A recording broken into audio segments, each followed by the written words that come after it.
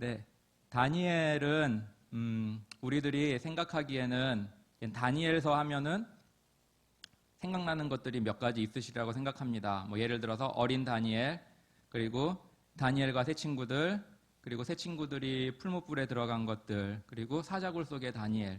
뭐 이 정도가 이제는 다니엘서 하면은 우리들에게 가장 먼저 떠오르는 이미지가 아닐까 싶어요.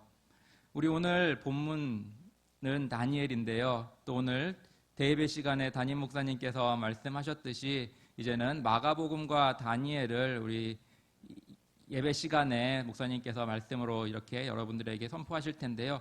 참 좋은 일이라고 생각합니다. 그래서 이 시간들을 통해서 우리들에게 하나님께서 주시는 그러한 말씀, 이 시대 가운데 주시는 하나님의 말씀을 듣는 귀한 시간이 될 것이라고 생각합니다. 오늘 제가 이렇게 들고선 말씀은 다니엘서 13장인데요. 오늘 말씀의 제목을 뭐라고 했냐면은 천국에서 해같이 빛나리라고 하였습니다.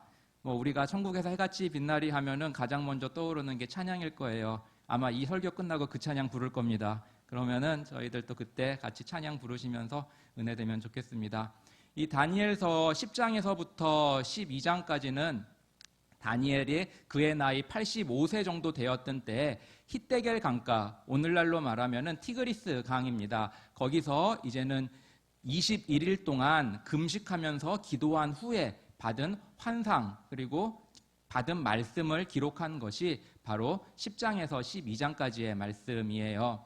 그때가 언제였냐면은 또한 고레스 3년이라고 성경은 말하고 있습니다. 이 고레스 왕은 여러분들이 잘 아는 누구냐면은 그 고레스 원년에 이스라엘 백성들의 포로 귀환을 명을 내렸던 왕이 바로 이 페르시아 제국의 고레스 왕이 그 사람입니다. 근데 그 왕 3년에 이 다니엘이 이제는 금식 기도를 마치고 나서 이제는 하나님의 말씀을 받은 그 본문이 10장에서 12장까지 걸쳐져 있습니다.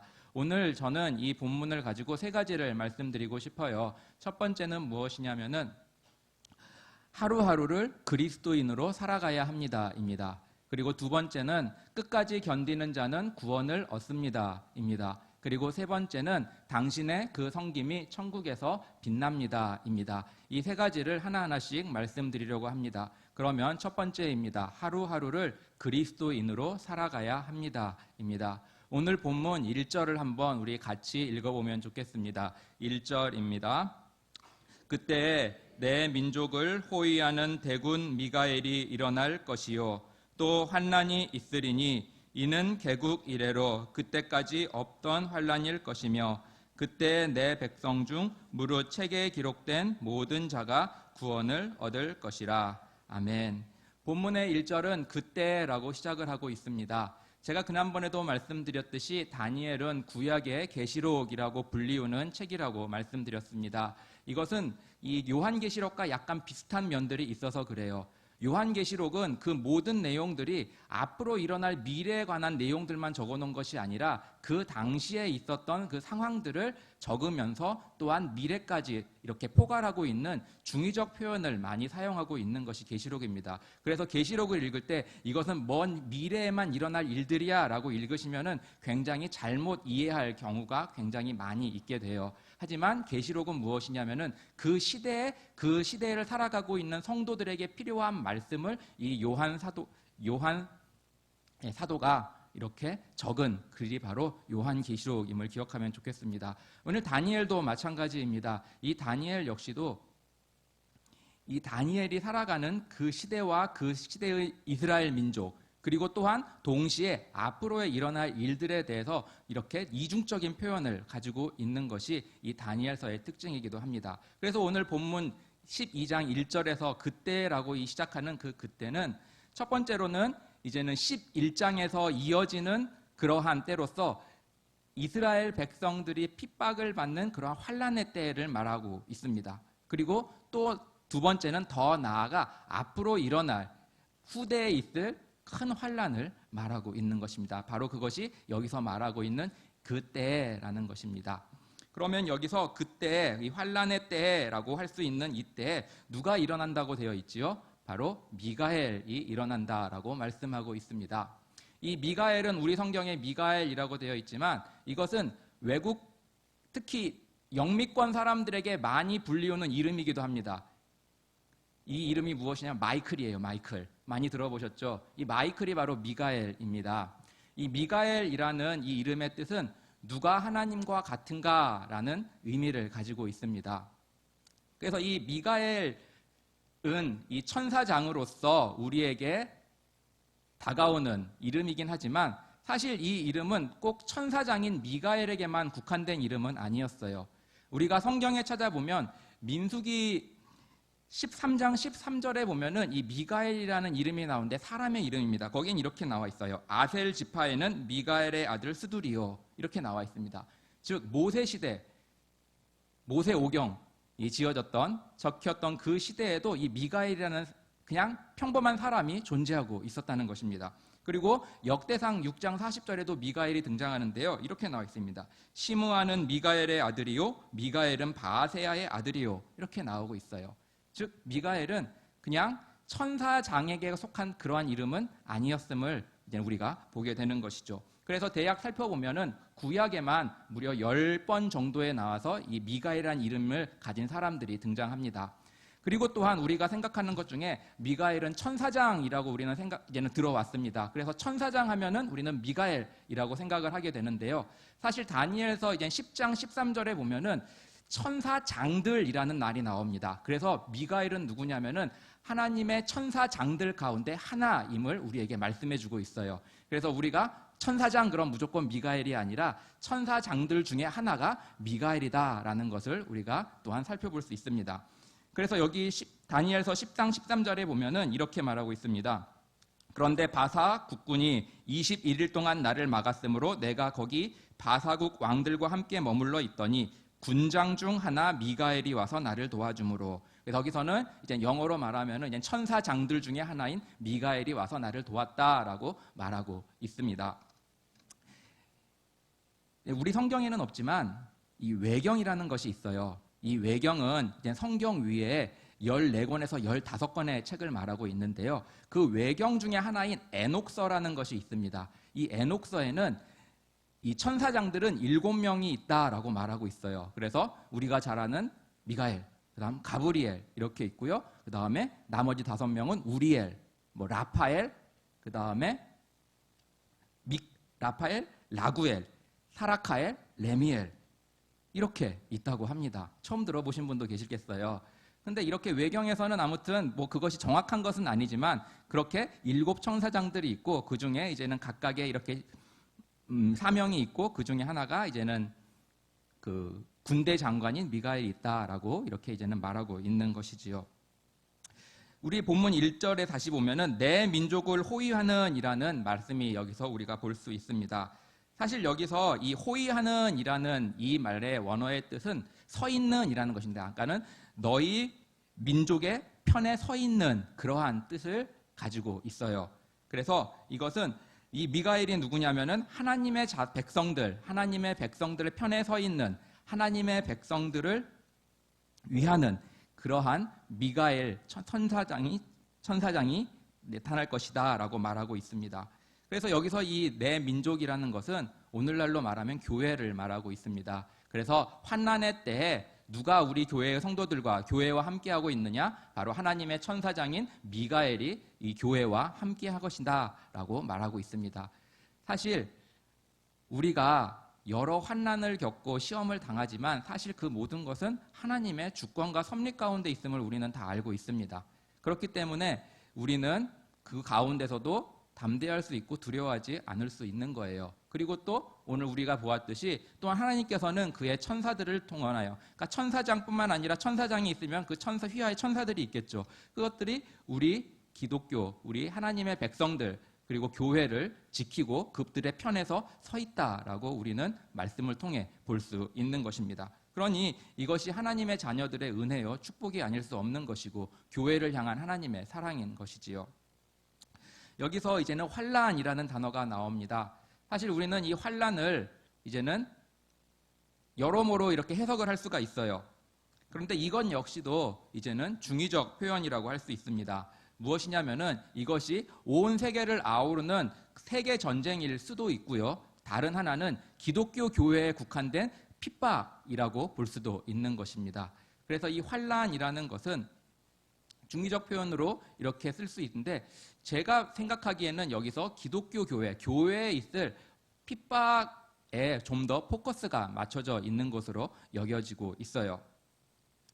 사실 이것은 다니엘 사후에 다니엘이 세상을 떠난 후 300년이라는 시간이 지난 후에 이스라엘 백성에게 있어서 큰 환란을 준 왕이 있었는데 여러분도 한 번쯤은 들어보셨을 왕인 바로 안티오쿠스 에피파네스라는 시리아의 왕입니다. 이 사람은 사람들이 미치광이라고 불릴 정도로 아주 잔혹했으며 그리고 또한 권모술수에 능했던 사람이 바로 이 사람이었습니다. 그래서 히브리 사람들은 그러니까 이 왕은 자신을 가리켜 에피파네스라고 했어요. 안티오쿠스는 이제는 그 이름이고요. 그다음 에피파네스라는 것은 별명과 같은 건데요. 뭐냐면은 신의 현현이라는 뜻입니다. 그러니까 신의 빛, 신의 현현이 바로 나다. 그래가지고 이제 자신을 가리켜 안티오쿠스 에피파네스라고 했습니다. 그런데 이 히브리 사람들은 그 이름을 살짝 변형하여서 이 에피마네스라고 불렀어요. 그 에피마네스는 한자 차이지만 그 의미가 뭐냐면 미치광이란 뜻입니다. 그래서 히브리 사람들은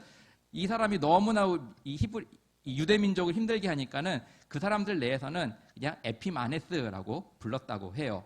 아무튼 이 사람은 어떤 박해를 했냐면은 예루살렘 성전에 돼지를 잡아서 돼지의 피를 그 제단에 뿌리고 제사를 올리고 또 제우스 신상을 거기다 갖다 놓고 하는 등 정말 유대 사람들, 이스라엘 사람들이 봐서는 있을 수도 없는 그러한 못된 만행들을 저질렀던 사람이 바로 그 사람입니다. 그리고 또한 핍박으로 말하면 자신의 그 명령에 따르지 아니하였던 이유로 그러니까 핍박을 하였는데 그로 말미암아 10만여 명의 이 유대인들이 칼과 또는 창과 불로 이렇게 죽임을 당하고 4만 명이 노예로 팔리는 그러한 일을 했던 왕이 바로 이 사람이었습니다. 이렇게 잔혹한 일들을 이 사람이 하였는데요. 그러나 이것이 이제는 그 환란이라고 볼 수도 있겠지만 또한 더 나아가 앞으로 있을 환란일 수도 있는 것입니다. 사실 이 에피파네스가 했던 환란과 비슷한 일이 언제 일어났냐면 또한 예수님께서 세상을 떠나신 후 AD 70년경에 로마가 예루살렘을 함락하면서도 그와 같은 일이 일어났습니다. 그때도 수많은 유대인들이 로마의 칼과 창 앞에 많이 목숨을 잃었어요. 이러한 유대 민족을 핍박하는 이러한 핍박이 여기서 말하는 큰 환란일 수도 있습니다. 그리고 또 더 나아가 무엇이냐면 우리 믿는 사람들에게 올 핍박과 환란을 얘기하는 것일 수도 있다는 것이지요. 그래서 우리가 이러한 핍박과 환란이 왔을 때 하나님께서는 이미 다니엘을 통해서 걱정하지 말아라, 염려하지 말아라 라고 말하고 있는데 그것은 뭐냐면 하나님의 천사장인 미가엘이 교회를 위해 그리고 하나님의 백성을 위해 서 있다라고 말하고 있습니다. 그래서 지난번에도 말씀드렸지만 하나님의 사람은 환란으로부터 면제받는 것이 아니라 구원받는다는 것을 우리는 기억해야 할 것입니다. 그래서 성경에 보면은 신앙에 있는 사람들, 다니엘도 마찬가지고요. 여러 사람들이 환란을 면제받았던 적은 없습니다. 다만 그 환란이 있을 때 끝까지 믿음을 지킬 수 있도록 천사들이 그와 함께하였고 하나님께서 힘 주셨고 그들이 하나님의 그 능력과 힘으로써 도우심으로써 그들이 그 환란 중에도 믿음을 잃지 않고 끝까지 그 믿음을 지켰음을 우리가 볼 수 있는 것입니다. 그럴 때 우리 역시도 마찬가지입니다. 오늘날 지금 이러한 상황 가운데서 우리가 하나님의 말씀에 순종하기를 또 우리가 그 환란 가운데서 끝까지 하나님을 붙잡는 그러한 우리가 되기를 주님의 이름으로 축원합니다. 여기서 보면은 책이라는 말이 나옵니다. 오늘 본문 1절에 보면은 무릇 책에 기록된 모든 자가 구원을 얻을 것이라 라고 말씀하고 있어요. 이 책이라는 것은 히브리어로 세이페르라는 단어입니다. 이 단어가 이 책이라는 그러한 단어로 쓰여 있는데요. 근데 오늘날 우리가 말하는 이러한 책, 이렇게 넘겨보는 책을 의미하는 건 아니에요. 사실 이런 책 형태로 된 것은 별과 몇백 년 되지 않습니다. 우리가 가지고 있는 책의 형태로. 이 당시의 책은 무엇이었냐면은 두루마리였어요. 그래서 두루마리를 이제는 책이라고 불렀던 것이죠. 그런데 여기서 우리는 재밌는 것이 무릇 책에 기록된 자가 구원을 얻을 것이다 라고 말하고 있는 부분입니다. 예를 들어서 우리는 이렇게 생각합니다. 제가 만일 하나님의 심판대에 섰어요. 그러면은 이제는 처음 뵙는 거죠. 근데 이제는 딱 뵈니까는 이 피노키오에 나오는 이 할아버지처럼 인자하게 생기신 이 할아버지 한 분이 이렇게 꼭 코에 이렇게 안경을 걸치시고 이렇게 앉아 계셔요. 그러면서 이렇게 자상한 말투로 물으시죠. 내 이름이 무엇이냐? 그럼 저는 서서 네, 정승민입니다. 그러면 그래, 정승민, 그래, 지읒자 한번 찾아보자 하면서 두루마리를 두루루 열리면서 지읒, 여기 너 이름 있구나. 그래, 천국. 이렇게 우리는 생각하기를 쉬운데요. 하나님이 전지전능하시다면 책이 필요할까요? 모든 것을 알고 계시는데. 그래서 영화 같은 데라든지 무슨 상상 속에 보면은 이러한 심판대 앞에 보면은 책이 무조건 있는 것 같아요. 그러면서 그러한 이렇게 백발의 인자한 분이 뭐 이렇게 책을 보고 있는, 그래서 거기서 이제 이름 찾고 있는. 그런데 그렇다면은 그분은 전지전능한 하나님이 아니실 것입니다. 여기서 말하는 책은 무엇이냐면은 영어로는 이터널 카운슬이라고 해요. 뭐냐면은 삼위의 합일체라는 것입니다. 그러니까 이 책은 하나의 표현, 상징, 그러니까 상징적 표현이라는 것이죠. 그래서 우리가 구원에 있어서는 삼위의 연합을 우리가 말합니다.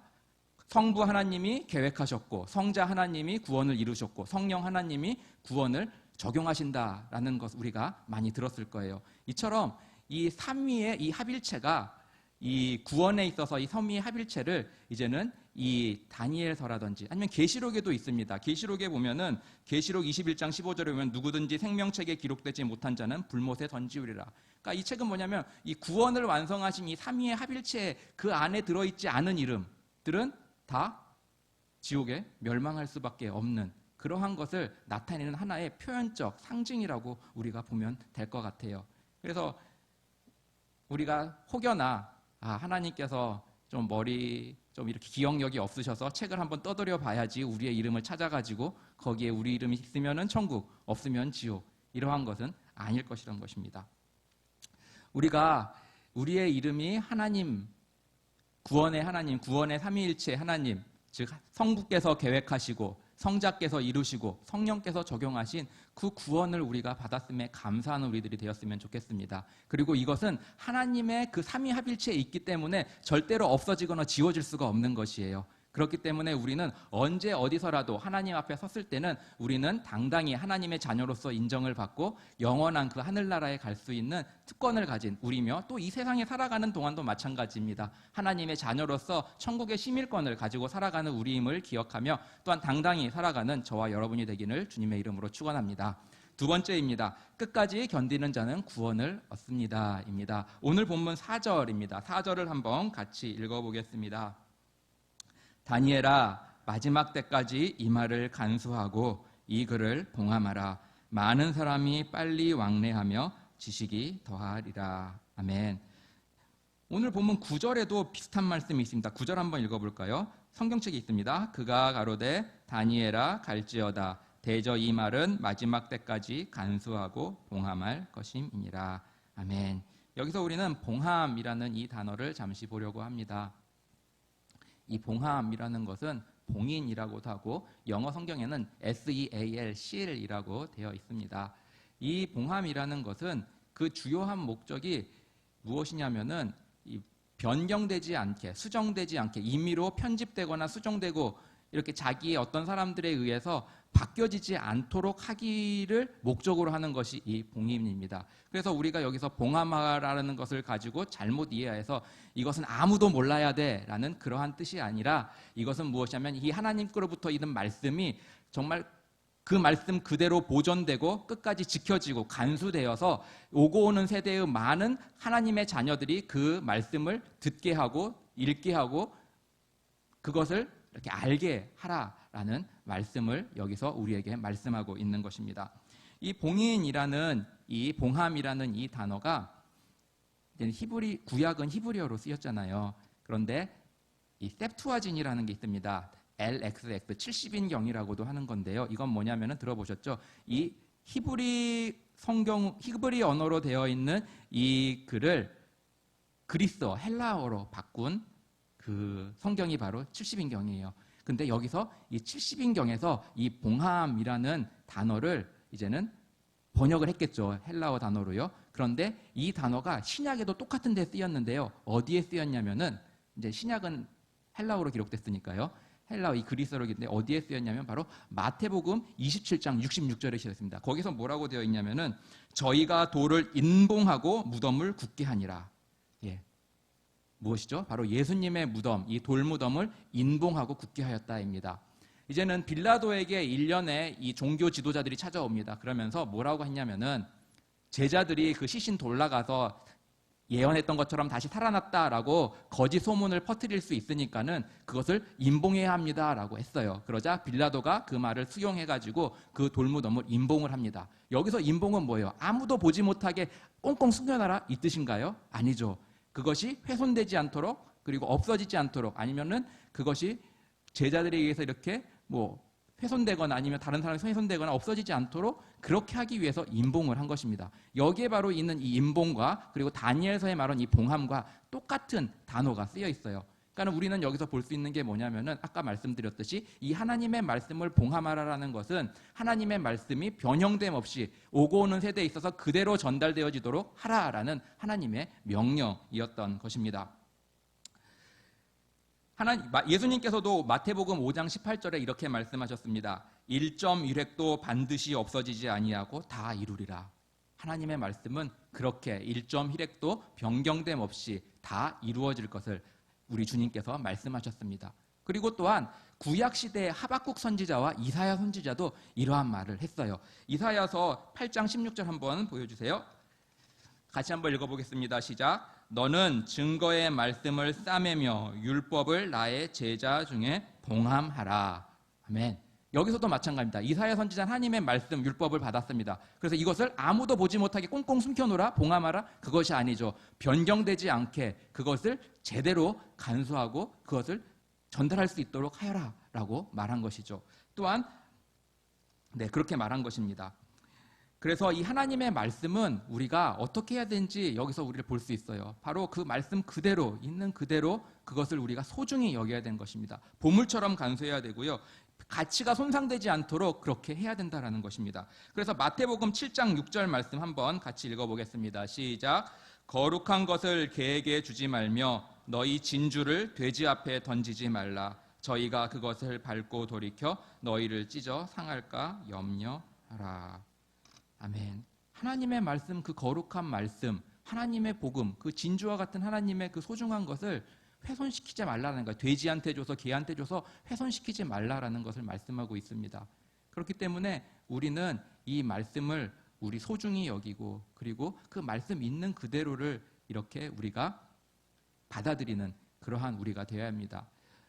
이것이 개에게나 돼지에게로 가가지고 그것이 훼손됐을 때 어떤 일이 일어나냐면 잘못된 교리와 잘못된 사상으로 빠져서 많은 사람들이 그리스도의 도를 떠나서 2단 그리고 또 3단 이렇게 자꾸 다른 길로 나가게 되어버리는 일들이 정말 오고 오는 세대가 옛날부터 지금까지 계속 일어났다는 것을 우리는 볼 수 있어요. 과거에도 수많은 이단들이 있었습니다. 하나님의 말씀을 변형시키고 훼손하고 자기 임의대로 수종하여서 사람들에게 선포하고 그것을 받은 사람들은 또한 그 말씀을 그대로 그냥 그렇게 잘못된 채로 받아들여서 잘못된 길로 가고 이러한 일들이 오고 오는 그동안 역사 가운데 있었고 또 오늘날도 그렇고 또 앞으로도 그런 것 있을 것임은 자명해 보이는 것입니다.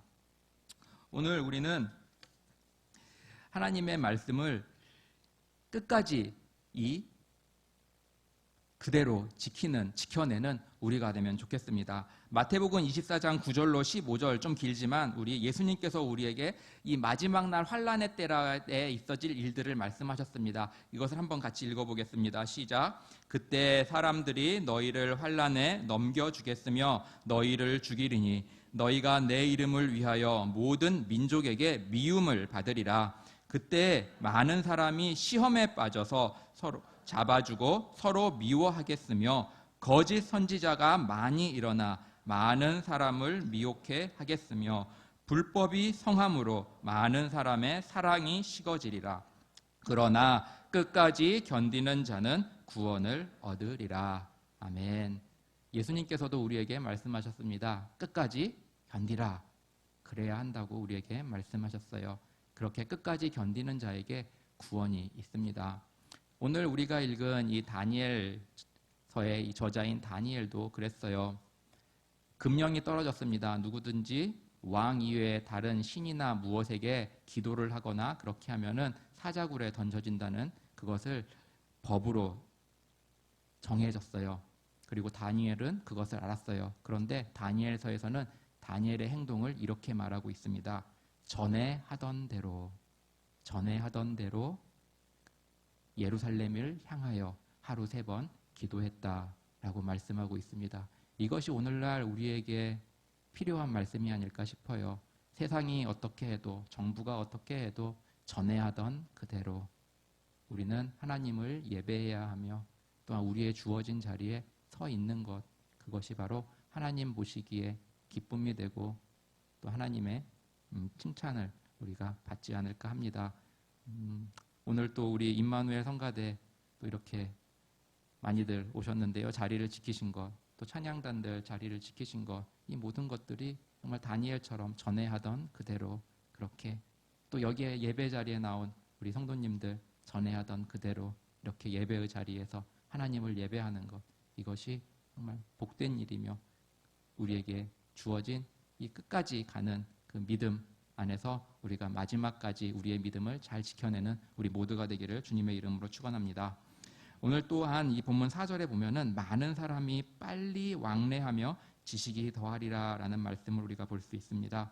이 역시도 이제는 문맥상에서 우리가 살펴볼 필요가 있습니다. 여기서 우리말에는 빨리라고 되어 있지만 사실 원어상에는 빨리라는 말은 없어요.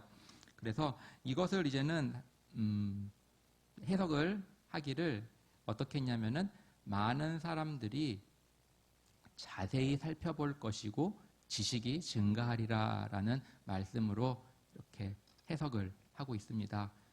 그러니까 많은 사람들이 빨리 왕래하며 라는 이 빨리 왕래하며 라는 뜻이 이제는 그 문맥상이라나 아니면은 그 본 의미가 자세히 연구할 것이며 라는 것이에요.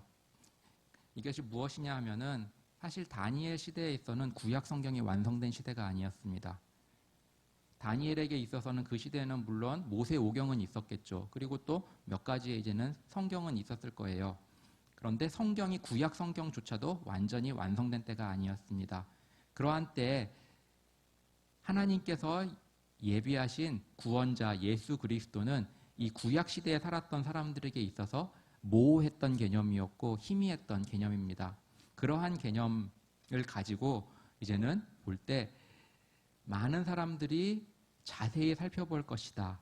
그리고 지식이 증가하리라는 것은 예수님의 오심으로 성취가 되는 그러한 부분이었음을 우리가 살펴볼 수 있는 것입니다. 즉 이것이 가면 갈수록 예수님의 재림이 가까우면 올수록 사람들의 이 왕래가 너무 잦고 뭐 교통수단도 너무 좋아져서 막 하루에 뭐 3개를 왔다 갔다 할 수 있는 그러한 것도 맞아요. 왜냐하면은 점점 그렇게 되어가고 더 악해지니까요. 그러나 또한 한편으로 보았을 때는 또한 이것이 예수 그리스도 안에서 완성되는 부분임을 또한 볼 수 있는 것이 바로 그러한 모호했던 구원자인 예수 그리스도가 모호했던 그 시대에 예수님께서 오심으로 무엇이 됐죠? 밝히 드러나고 그리고 또한 그것이 명백해졌습니다. 그리고 예수님으로 말미암아 구약에서 말했던 그 선지자들이 말했던 그 구원자, 하나님께서 예비하신 그 구원자가 바로 예수 그리스도구나라는 것을 사람들이 자세히 조사하며 알게 되고 그리고 예수님에 관한 지식이 더해지는 그러한 부분도 있다라는 것이죠.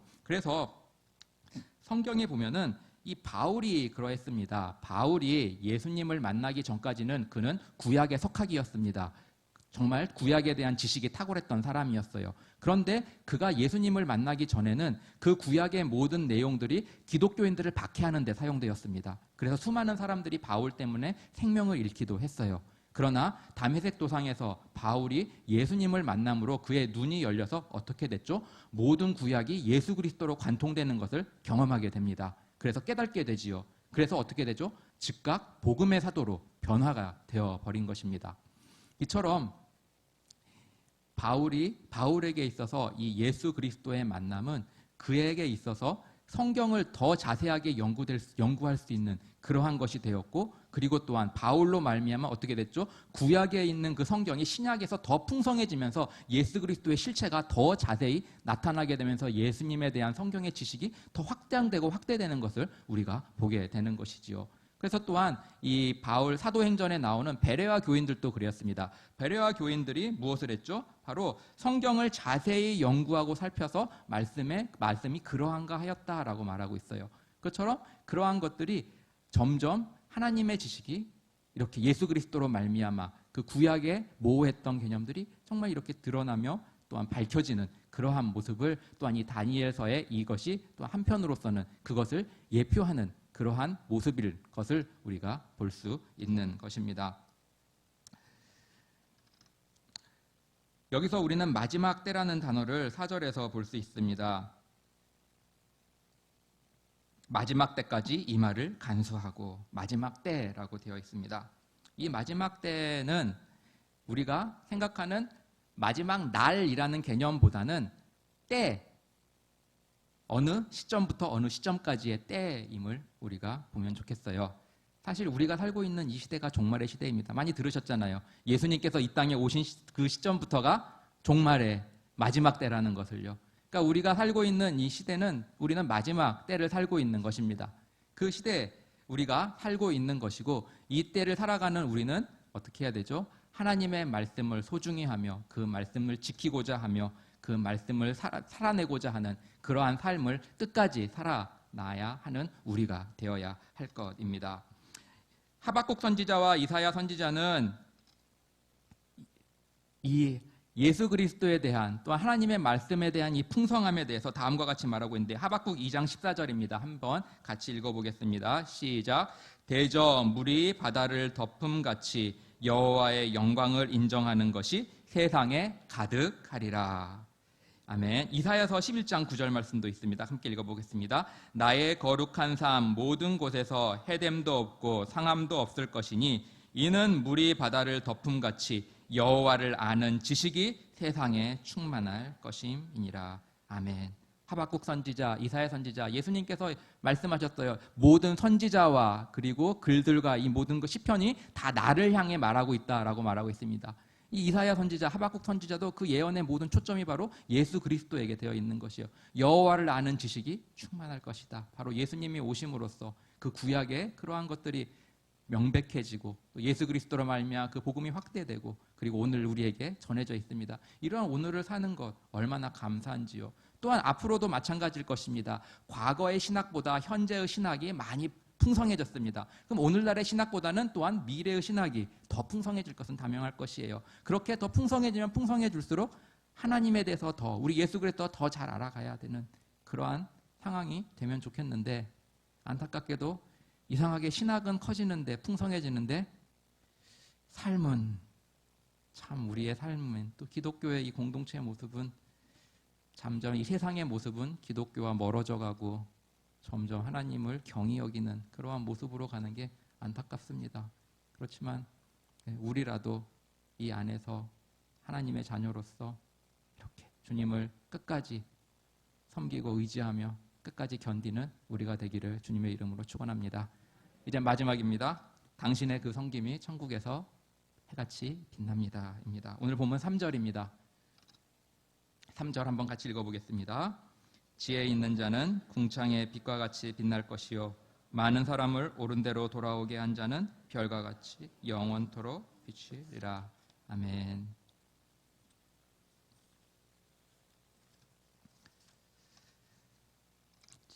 지난번 다니엘에 말씀드렸듯이 지혜는 예수 안에 있습니다. 예수 그리스도 안에 지혜의 모든 보화가 담겨 있고요. 그리고 예수 그리스도를 믿는 우리가 바로 지혜로운 사람입니다. 고린도전서 1장 18절은 다음과 같이 말하고 있습니다. 같이 한번 읽어보겠습니다. 십자가의 도가, 고린도전서 1장 18절입니다. 십자가의 도가 멸망하는 자들에게는 미련한 것이요 구원을 얻는 우리에게는 하나님의 능력이라. 아멘. 바울이 말씀하고 있어요. 십자가, 예수 그리스도 그 복음이 멸망하는 자에겐 미련한 것이지만 우리 믿는 자들, 하나님의 자녀들, 구원을 얻는 우리들에게는 그것이 능력이라고 말씀하고 있습니다. 그러면서 그 뒤로 조금만 더 가면은 우리가 18절이죠. 21절로 25절. 여기도 좀 길지만 함께 같이 읽어보면 좋겠는데요. 이것에 대해서 이 십자가의 도 하나님의 지혜에 대해서 다음과 같이 말하고 있습니다. 시작. 하나님의 지혜에 있어서는 이 세상이 자기 지혜로 하나님을 알지 못하는 고로 하나님께서 전도에 미련한 것으로 믿는 자들을 구원하시기를 기뻐하셨도다. 유대인은 표적을 구하고 헬라인은 지혜를 찾으나 우리는 십자가에 못 박힌 그리스도를 전하니 유대인에게는 거리끼는 것이요 이방인에게는 미련한 것이로되 오직 부르심을 입은 자들에게는 유대인이나 헬라인이나 그리스도는 하나님의 능력이요 하나님의 지혜니라. 하나님의 미련한 것이 사람보다 지혜 있고 하나님의 약한 것이 사람보다 강하니라. 아멘. 그렇습니다. 지혜란 것은 무엇이냐면 예수 그리스도이고 복음이에요. 그리고 복음 안에 있는 것이 바로 지혜입니다. 그럴 때 우리는 하나님에게 있어서 하나님을 아는 지혜가 있는 사람이고요. 그리고 또한 이 하나님께서 오늘 본문에서 말하고 있는 빛과 같은 그런 빛나는 사람이 바로 우리들입니다. 사실 예수님께서는 예수님을 믿는 자들을 빛이라고 말씀하셨어요. 마태복음 5장 14절에 보면은 예수님께서 너희는 세상의 빛이라라고 말씀하고 있습니다. 그러니까 우리는 이미 예수님의 자녀로서 예수님을 믿는 자로서 예수님이 너희를 빛이야라고 이미 선언을 해 주셨던 거예요. 그러니까 여러분들과 저는 빛입니다. 바로 세상의 빛이에요. 그런데 에베소서 5장 8절로 9절은 이 빛인 우리가 어떻게 해야 할 것을 말하고 있습니다. 에베소서 5장 8절로 9절입니다. 시작. 너희가 전에는 어두움이더니 이제는 주 안에서 빛이라. 빛의 자녀들처럼 행하라. 빛의 열매는 모든 착함과 의로움과 진실함에 있느니라. 아멘. 우리가 빛인데 어떻게 살아야 하냐? 빛의 자녀처럼 살아라 라고 우리에게 말씀하고 있어요. 그것은 뭐냐면은 착함, 의로움, 진실함 이런 거예요. 그런데 이런 것들은 어디서 나오죠? 예수님의 포도나무에 붙어 있으면 자동적으로 열리게 되는 것이 바로 이런 것들입니다. 그래서 우리가 열매를 보고 나무를 알잖아요. 똑같이 생긴 나무가 있지만 한쪽에서는 사과가 열리면 우리는 이 나무는 사과나무구나. 또 똑같은 나무지만 거기서 배가 열리면 이 나무는 배나무구나 라는 것을 우리가 알 수 있습니다. 마찬가지로 우리가 예수 그리스도 안에 붙어 있기만 하면 우리는 예수 그리스도의 열매를 자동적으로 맺을 수밖에 없는 거예요. 그러면서 우리가 그러한 열매를 통해서 우리가 세상의 빛으로서 그리스도를 증거하며 살아가는 우리가 되는 것이지요. 지혜 있는 자, 여기서 우리 3절에서 지혜 있는 자는 궁창의 빛과 같이 빛날 것이요 많은 사람을 옳은 대로 돌아오게 한 자는 별과 같이 영원토록 비추리라 라고 오늘 말씀하고 있는데요. 이 지혜 있는 자는 이라는 이 글에서 이제는 이 영어 성경에서 보면은 두 가지를 말하고 있습니다. 하나는 wise man, 지혜 있는 자. 근데 또 하나는 뭐냐면은 영어로 who impart wisdom입니다. 이게 무슨냐면은 지혜를 전하는 자, 주는 자예요. 그럼 이건 조금 우리가 여기서 볼 수 있겠죠. 이것이 무엇과 연결이 되냐면은 많은 사람을 옳은 대로 돌아오게 한 자. 그럼 옳은 대로 돌아오는 게 누굴까? 예수께로 돌아오게 하는 자 아닐까요? 그러니까는 지혜를 전하는 자. 그 지혜를 예수님이라고 하면 예수님을 전하는 자. 예수께로 돌아오게 하는 자는 하늘의 빛과 같이 빛난다라고 말씀하고 있는 것입니다. 우리가 선교라고 하면은 이것을 영어로 미션이라고 합니다. 그런데 이 미션은 라틴어 미시오라는 단어에서 왔는데요. 이 미시오라는 단어는 보내다라는 뜻이에요. 근데 여기서 이 보내다라는 것은 우리 믿는 사람을 삶의 현장 가운데 보낸다는 의미도 가지고 있습니다. 그러니까 우리가 속해 있는 그 현장이 우리가 보냄받은 하나님의 증거자로서 증인으로 보냄받은 그곳이에요. 거기서 우리가 무엇을 하는 것이죠? 하나님의 빛으로서 주님의 지혜, 예수님을 전하고 예수께로 돌아오게 하는 그러한 일들을 우리가 하는 것이고 그것이 바로 하나님 앞에 정말 빛나는 그러한 일임을 우리가 보게 되는 것입니다. 그래서 하나님의 자녀로서 이 궁창의 빛과 같이 빛날 것이다 라는 것은 하나님의 자녀로서 영원한 천국 유업을 얻는 그러한 영광을 아울러 포함하고 있습니다. 사도 바울이 그의 목숨을 버리면서까지 그가 복음을 전했던 것은 무엇이냐면 단 하나였어요. 바로 구원의 은혜였습니다. 사도 바울이 내가 구원받는 것은 뭐 하나의 뭐 1차적인 거고, 이제 천국에 가서 이제는 뭐 벤츠에다가 커다란 집에다가 빌딩에다가 이런 걸 얻어야지 하면서 선교했던 거 아니었어요. 그에게 있어서 구원, 복음 전도의 유일한 목적과 그 이유는 구원받았음에 있었습니다. 혹시 우리는 이 구원을 작은 걸로 생각하고 이 구원 이후에 있을 뭐 다른 부차적인 상급을 혹시 생각하고 있지 않을지는 모르겠습니다. 그러나 가장 중요한 것은 구원받았다는 그 사실 하나만으로 그것이 바울에게 있어서 그의 목숨을 아까워하지 않을 정도의 그러한 은혜가 바로 구원의 은혜임을 우리가 기억하면 좋겠습니다. 고린도후서 4장 17절에는 이렇게 말하고 있습니다. 우리가 잠시 받는 환난에 경한 것이 지극히 크고 영원한 영광에 중한 것을 우리에게 이루려 합니다. 그러니까 우리에게 있는 환난은 지극히 작고 잠깐이래요. 그러나 이러한 환난이 지나가면 정말 영광에 중한 것이 우리 앞에 있다라고 말하고 있습니다. 찬송가 490장 3절에 보면 이렇게 되어 있습니다. 세상 풍조는 나날이 변하여도 나는 내 믿음 지키리니 인생 살다가 죽음이 꿈 같으나 오직 내 꿈은 참되리라. 그렇습니다. 세상 풍조는 나날이 변합니다. 우리가 앞으로 어떻게 될지 그것도 몰라요. 나날이 변하기 때문이요. 그리고 그래도 우리는 우리의 믿음을 지켜야 할 것입니다. 인생 살다가 죽음이 꿈 같으나 오직 내 꿈은 참되리라. 그러한 믿음, 소망을 가지며 살아가는 우리 모든 우이제일교회 성도님들이 되기를 축원합니다. 말씀 맺겠습니다. 나중에 뭐 10년, 20년 지나서 우리가 2020년을 돌아보면 어떤 추억이 남을까요?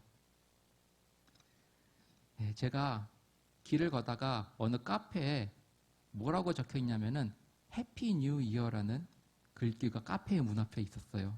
그래가지고 야, 지금 7월인데 해피 뉴 이어인가? 라고 하면서 하다가 문득 좋은 그냥 영감이 생각나서 핸드폰에다가 해피 뉴 이어라고 적었습니다. 그런데 핸드폰 사용해서 보시면 알겠지만은 P가 되려면은 비읍을 2번 눌러야지 피읍이 되잖아요. 근데 한 번만 눌러서 해피 뉴 이어가 됐어요. 그러면서 생각하니까 언뜻 웃음이 나왔습니다. 야, 헤비하다, 무겁다. 야, 정말 새해가 이렇게 무겁구나. 네, 우리가 2019년을 지나면서 2020년 때 해피 뉴 이어를 했습니다. 그런데 글자 하나 차이로 해피 뉴 이어, 정말 무거운 한 해가 되어버린 이 2020년이 아닌가 싶어요. 하지만 이 모든 것이 하나님의 뜻 안에 있음을 기억하면 좋겠습니다. 다니엘의 큰 주제, 세상 나라는 멸망하지만 하나님의 나라는 영원하다. 그렇습니다. 이 모든 것도 지나갑니다. 그렇습니다. 우리가 하루하루를 그리스도인으로 살아가야 합니다. 하루하루 우리에게 주어진 시간 그리스도인으로 살아가는 저와 여러분이 되길 축원합니다. 그리고 끝까지 견디는 자가 구원을 얻습니다. 우리에게 있던 그 구원의 면류관 은혜를 바라보며 끝까지 인내하며 살아가는 견디는 우리가 되길 축원합니다. 그리고 마지막 우리의 주님을 위한 그 성금이 천국에서 해같이 빛납니다. 또한 이 땅에서 우리는 빛으로 비침을 기억하며 주님을 증거하고 주님의 빛된 자녀로서 살아가는 귀한 은혜의 삶을 살아가는 우리 모두가 되기를 주님의 이름으로 축원합니다. 기도하겠습니다.